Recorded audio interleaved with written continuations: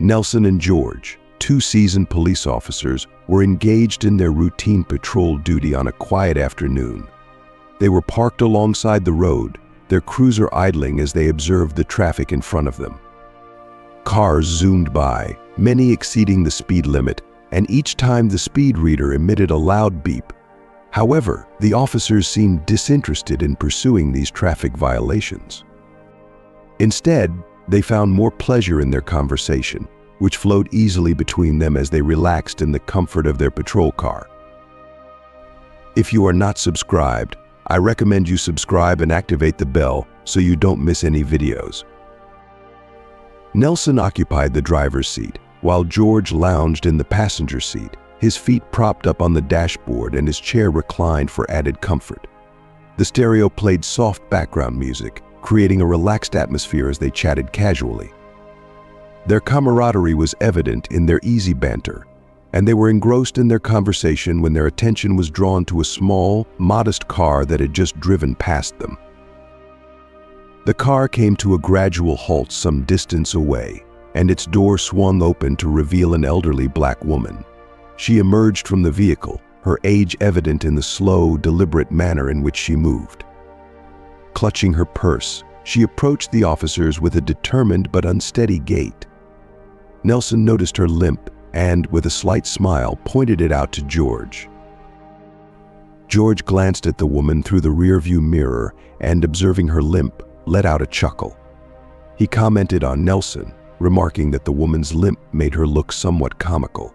Their laughter and dismissive attitude were evident as they continued to watch her approach. Their lightheartedness, however, was about to be shattered. They had no inkling of the significance of the woman they were mocking.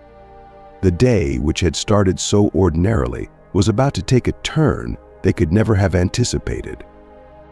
The elderly woman, with her humble demeanor, was about to reveal a connection that would leave Nelson and George stunned and deeply regretful. As the old woman approached, it became clear that she was making a beeline for their parked car. The two officers, George and Nelson, exchanged glances, their faces lighting up with anticipation of what they assumed would be a whimsical and light-hearted encounter. The woman moved at a painstakingly slow pace, her steps labored and uneven as she limped along, dragging her injured leg behind her with each hesitant step.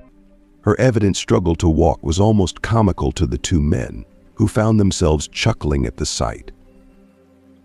The more the old woman limped towards them, the more their amusement grew. By the time she reached the side of the car where Nelson sat, the officer's chuckles had evolved into hearty, unrestrained laughter. Nelson, caught in the grip of uncontrollable laughter, had to steady himself by resting his head against the steering wheel, while George had to remove his boots from the dashboard to avoid tipping over. The woman, bewildered, stood beside the car, her confusion mounting as the laughter continued unabated. She glanced from one officer to the other, trying to discern the source of their mirth. Initially, she thought they might be reacting to a joke or some funny incident that had occurred just before her arrival. However, as she remained standing there, it became increasingly apparent that her presence itself was the trigger for their laughter. With growing discomfort, she noticed that both men were pointing at her and laughing loudly. Whenever they seemed on the verge of calming down, one would gesture toward her again, causing another round of laughter to erupt. The woman's puzzlement deepened into hurt. She struggled to understand why they were mocking her, feeling a pang of humiliation at their reaction. She looked down at her clothes, searching for anything that might be causing their laughter, but saw nothing unusual or out of place. Feeling a mixture of confusion and deep hurt, she made up her mind to confront the group of men who had been mocking her. With a mixture of determination and trepidation, she leaned closer to the car window and asked with a voice tinged with both vulnerability and resolve, "Why are you making fun of me?" The moment her words left her mouth, the raucous laughter that had been filling the air abruptly ceased. The men's laughter was replaced by stunned silence, and they turned their gazes toward her with a mix of surprise and scrutiny. Sensing the shift in the atmosphere, she instinctively took a step back, but before she could fully process their reactions, George began to mimic her voice with exaggerated mockery.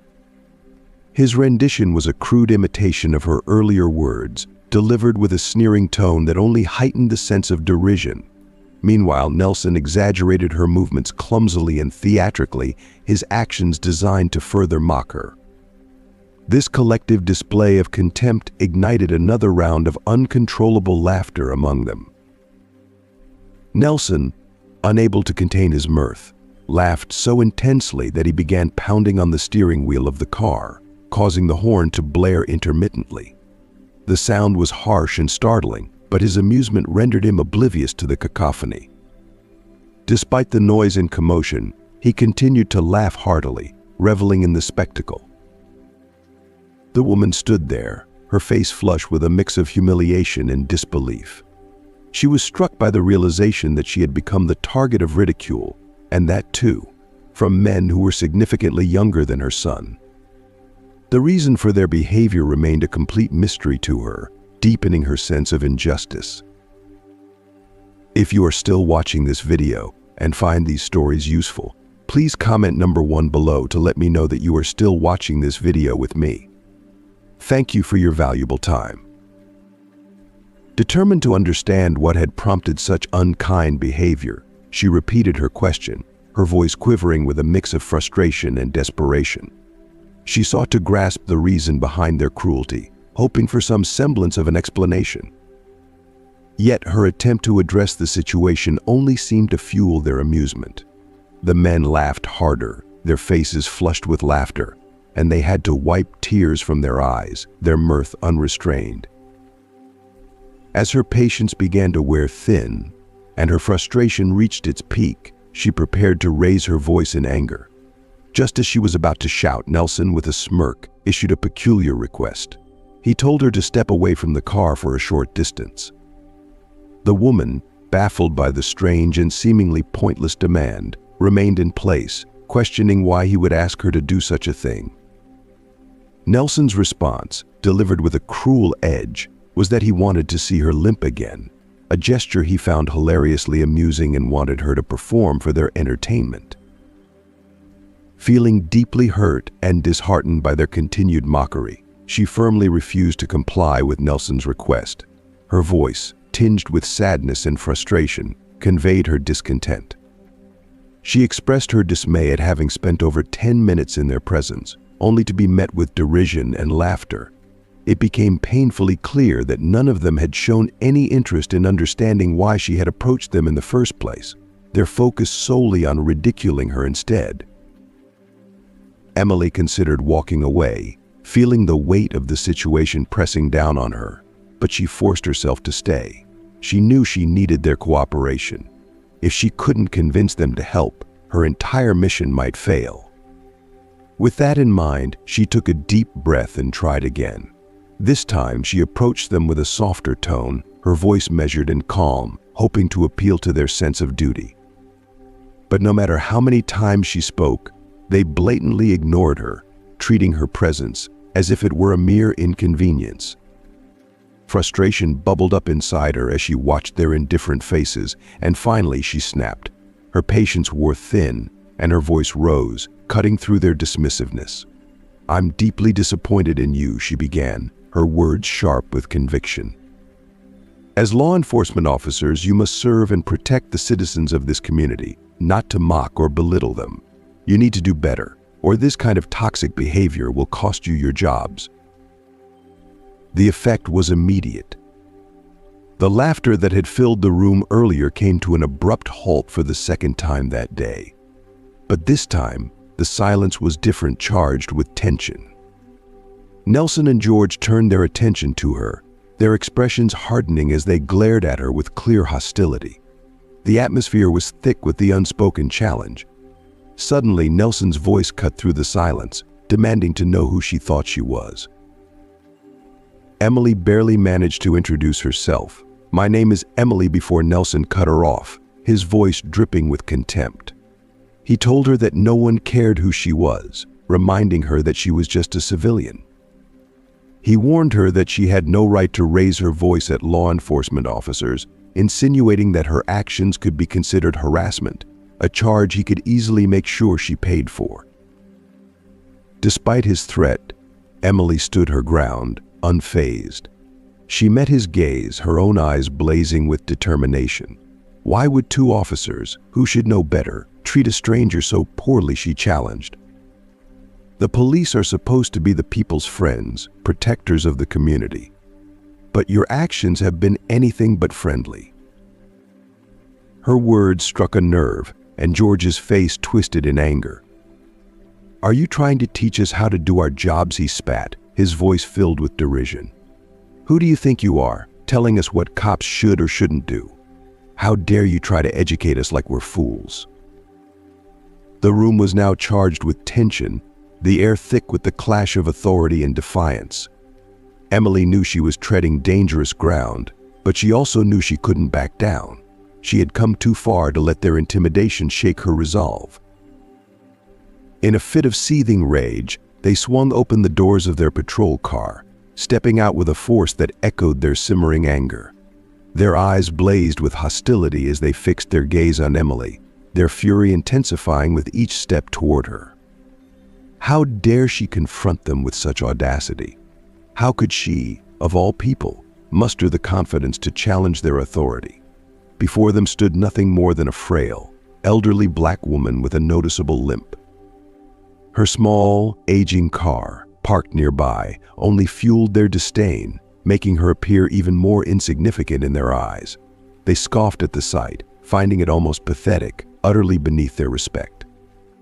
Yet here she was, bold enough to speak out against them, to question them as if she had any power.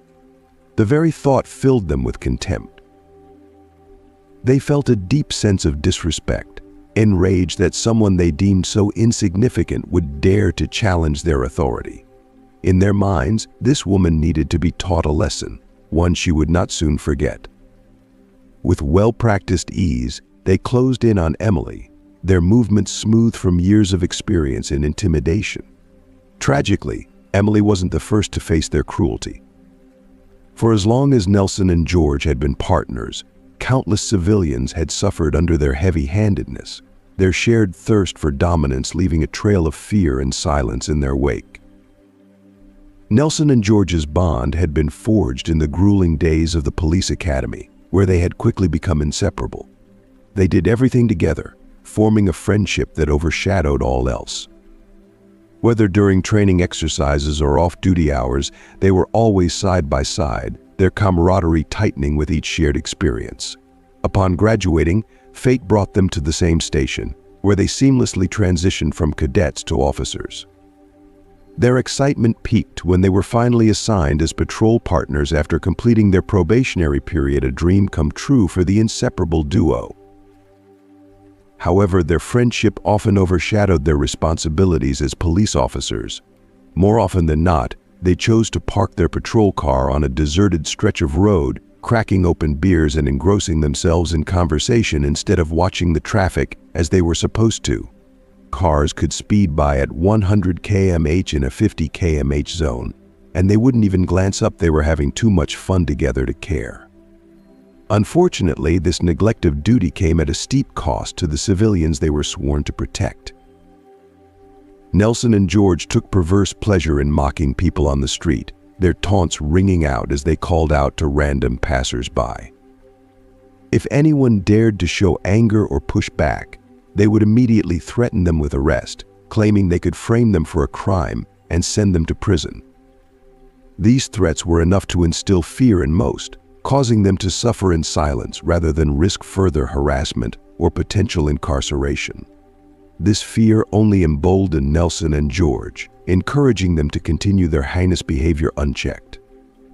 They thrived on the power they wielded, their friendship cemented by the shared thrill of exerting control over others. Over time, they had lulled themselves into a false sense of security, convinced that the area they were assigned to patrol was calm, where everyone adhered to rules and regulations without question. They believed that their vigilance was rarely required, and as a result, they often let their guard down. Their complacency reached a point where they treated their patrols more like leisurely drives than the serious duty they were entrusted with. However, Their misguided sense of peace was shattered one fateful evening. As they parked by the side of the road during their usual patrol hours, their conversation drifted from one topic to another while music played softly in the background. It was a routine they had fallen into, believing that nothing out of the ordinary would ever happen on their watch. But that evening, something did happen, something that would nearly upend their lives. Nelson, one of the officers, happened to glance out of the window and noticed a strikingly beautiful woman walking past the car. His attention was immediately captured, and he felt an impulsive urge to know more about her. Without a second thought, he stepped out of the car and approached her with a confident stride, convinced that he could easily win her over. But things did not go as Nelson had imagined. The woman, polite but firm, informed him that she was engaged and had no interest in getting involved with him or anyone else. Her rejection bruised Nelson's ego, and what started as a flirtatious encounter quickly turned into an abuse of power. As she attempted to continue on her way, Nelson blocked her path, his demeanor shifting from charming to intimidating.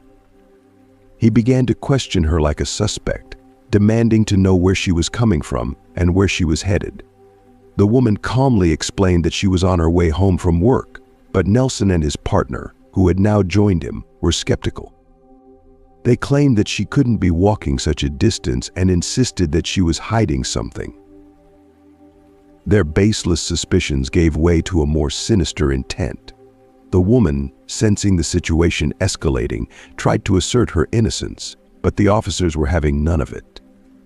They ordered her to empty her bags onto the ground and began to rummage through her belongings with an invasive thoroughness. When they examined her ID, despite it being perfectly valid, they falsely accused her of carrying a fake identification and began to spin a narrative that she was impersonating someone else. The accusations only grew more ludicrous as they accused her of being involved in drug trafficking. If you are still watching this video and find these stories useful, please comment number 2 below to let me know that you are still watching this video with me. Thank you for your valuable time. In a final act of coercion, they suggested that the only way she could avoid these fabricated charges was to agree to date Nelson. The woman, appalled by the proposition, refused outright and dared them to do their worst. Taking her defiance as a challenge, the officers handcuffed her and roughly pushed her into their patrol car.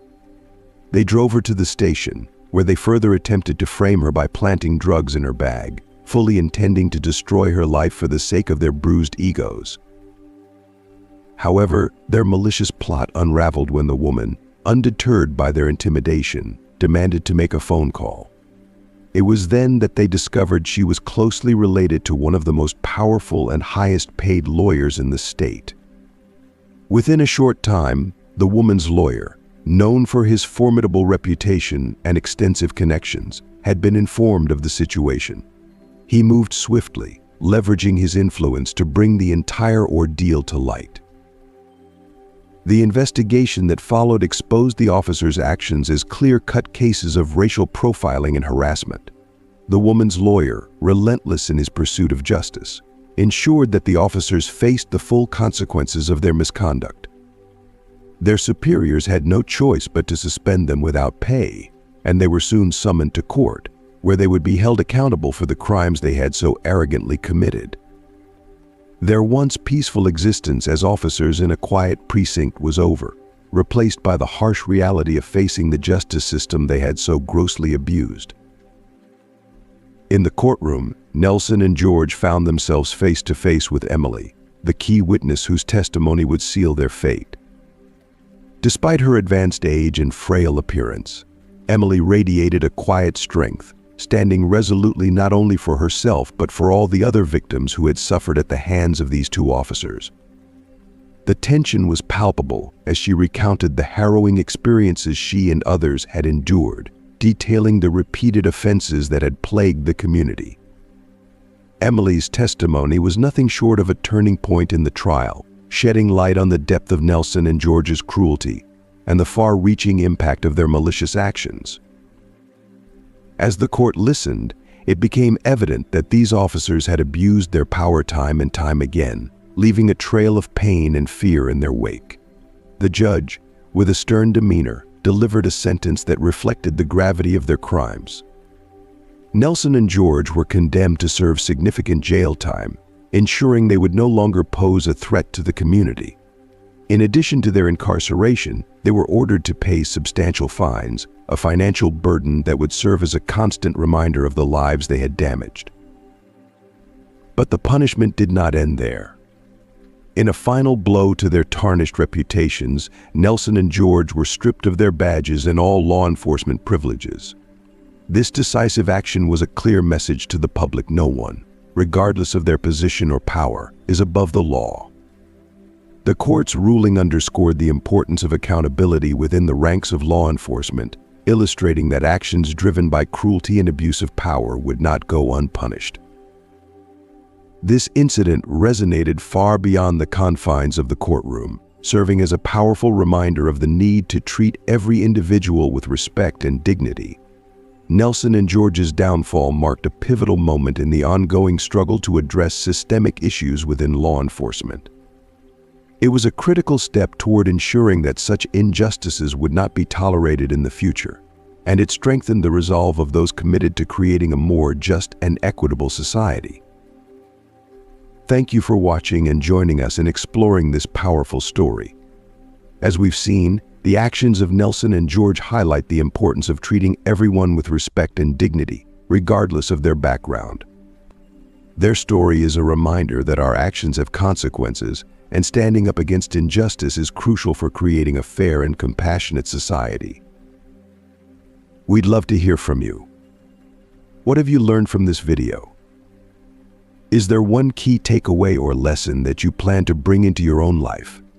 Share your thoughts in the comments below. We're excited to read your reflections. If you liked this video, please leave your comment below, and don't forget to like, share, and subscribe to our YouTube channel for more content like this. Your support helps us continue to bring meaningful stories and messages to our community. Thank you again for watching, and we'll see you in the next video.